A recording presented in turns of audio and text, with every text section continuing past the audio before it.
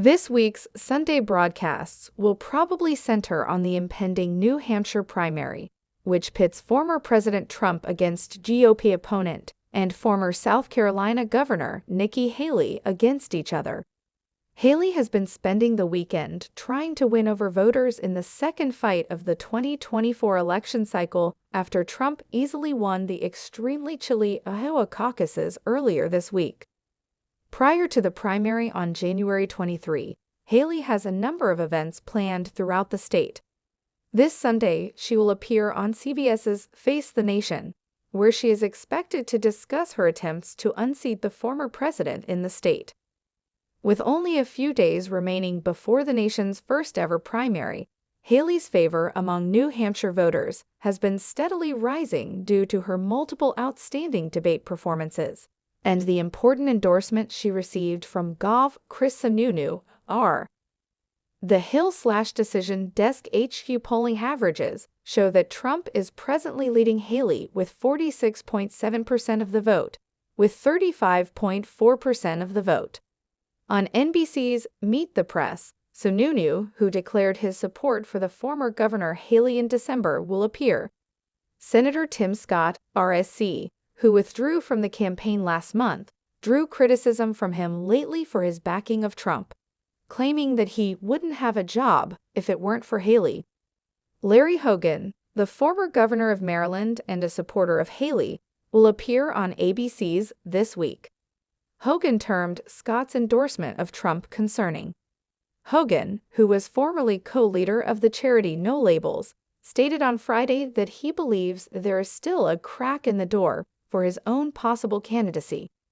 Republican candidate for governor of Florida, Ron DeSantis, surprised everyone by choosing to spend the weekend in South Carolina, the home state of Democratic leader Ashley Haley, rather than travel to the Northeast.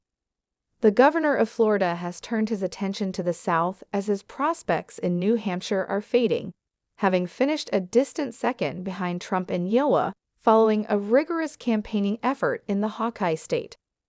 DeSantis' campaign canceled his appearance on Sunday's episodes of Meet the Press on NBC and State of the Union on CNN. CNN announced on its website that the interview was called off, adding that they hope to have the governor join us on the show soon. According to a web post by Kristen Welker of NBC, DeSantis canceled the interview because of a last-minute schedule change.